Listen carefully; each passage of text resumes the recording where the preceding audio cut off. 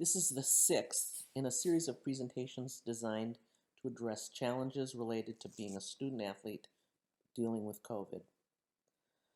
What a year it's been so far. Spring sports suspended, virtual spring classes, modified graduation ceremonies, fall season postponed, masks, masks, masks. Practices modified, virtual classes, technology glitches, restricted travel, parties and gatherings are a no-no. On top of this, some of you have come down with COVID. Some of you have lost loved ones. Day after day, week after week, month after month, it gets old, and it stretches thin your ability to respond to even everyday stressors.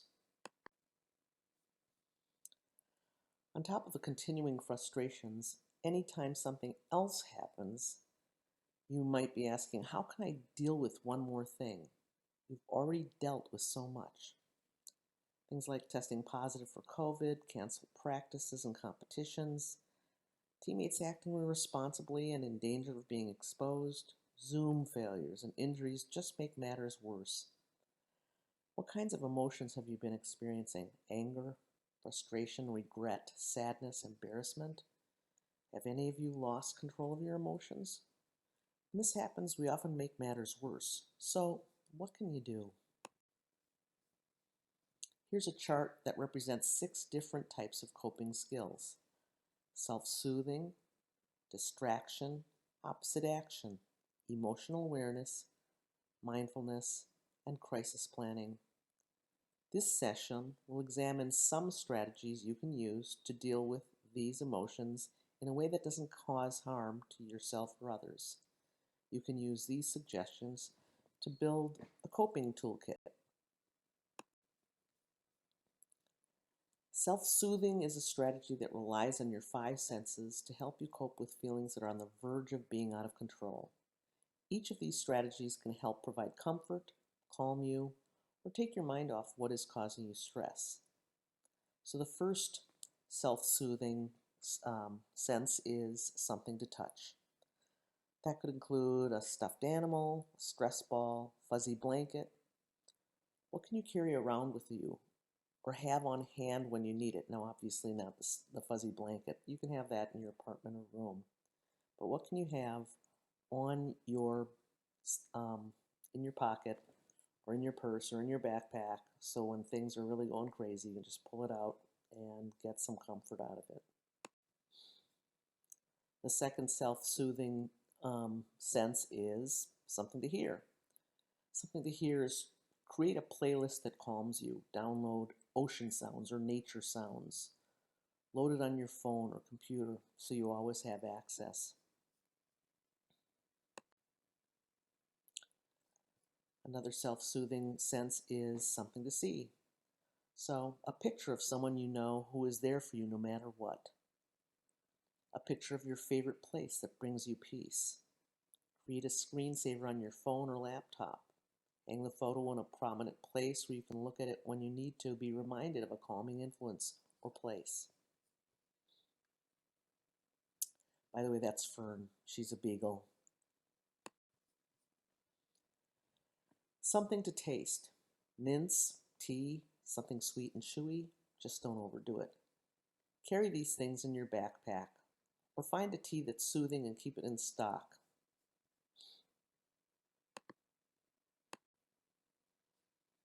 Something to smell. What smells bring you comfort? For me, it's cinnamon, but there are all kinds of essential oils available today. You can buy candles, but get a scent that reminds you of your mom or a dad or a special person.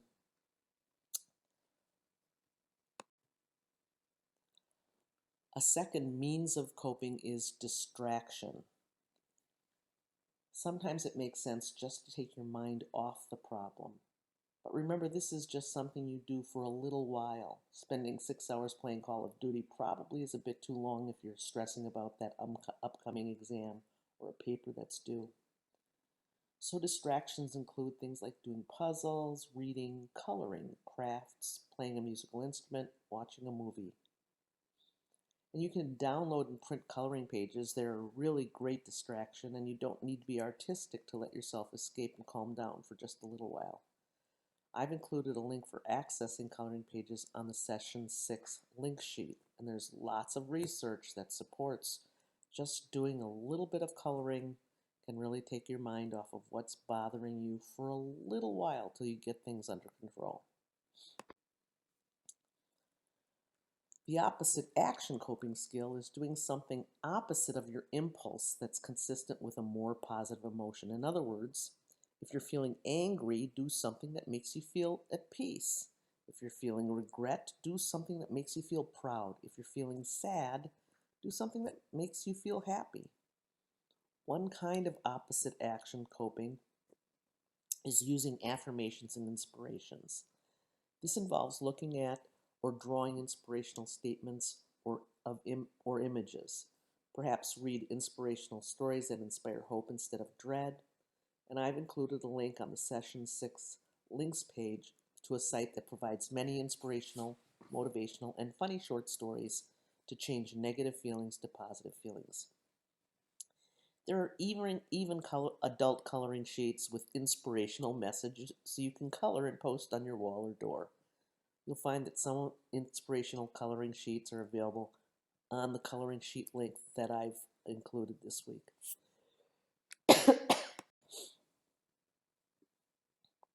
Another way of coping using the opposite action approach is to do something funny or cheering. This can be something as simple as watching a funny movie or TV program or streaming one of your favorite comedians or podcasts.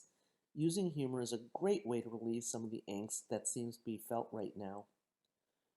Recently, some athletic teams have been engaging in some friendly and humorous competitions.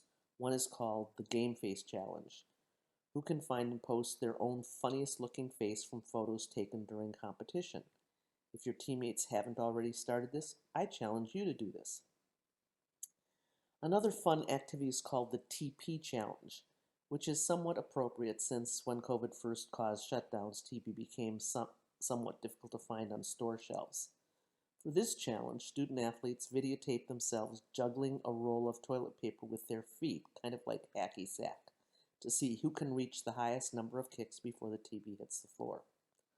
I've included links to examples of the Game Face Challenge and the TP Challenge on the Session links page. Emotional awareness is another coping strategy. This strategy involves identifying emotions and examining and reflecting on them. There are many different charts and wheels that can help you narrow down the emotions you're feeling.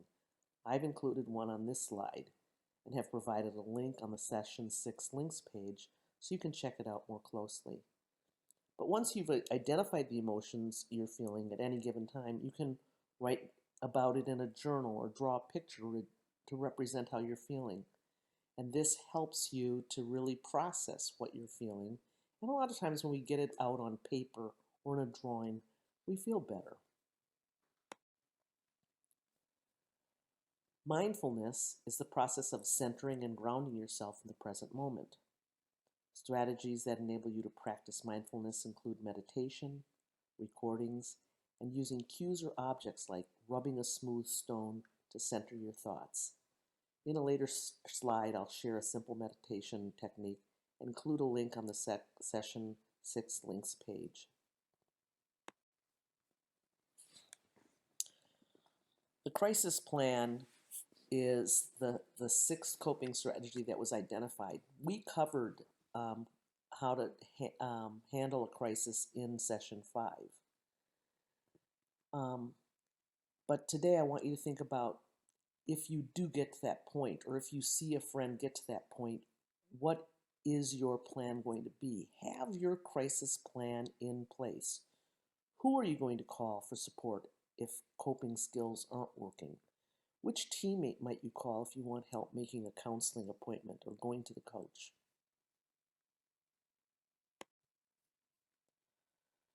So here's the relaxation technique I told you that I was going to share today. So this is an easy and quick relaxation technique. The strategy involves setting up a cue to remind you to relax. And there are two different types of reminders or cues that you can use to relax. External cues or reminders may include something like a traffic light, getting a phone call, setting an alarm, or any other sight or sound. But whenever you see or hear that cue, you practice this simple technique. Internal cues may include something that you feel. So if you feel like if your back hurts, that's your cue. Or if you feel the onset of a headache, that's your cue. You can use one or both cues as a signal that you need to relax. After you identify and establish your cue, it's important that you immediately do that relaxation technique. And the more you use this cue controlled relaxation, the better you will get to it, to the point where when you see that cue, you practice the breathing technique, and it will produce an instant sense of calm. So, this is how you do the technique. You take a deep breath through your nose and then slowly exhale through your mouth, and then say a word to yourself as you exhale. So, for example, you'll say something like calm or relax or peace. And as you exhale, focus on letting your muscles relax. That's it. It's really simple. So inhale through your nose, exhale through your mouth, and as you're exhaling, say that word. Choose the one word that means the most to you. And that's it. So the more often you practice throughout the day, the better you'll be able to achieve that feeling of calm and relaxed muscles.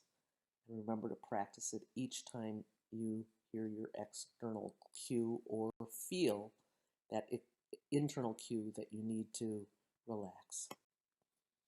So I hope you found this session helpful in handling everyday emotions in a healthy way. Remember that I've provided a Session 6 page that includes links to some of the coping strategies and resources that I shared in these slides. Until next time, take care.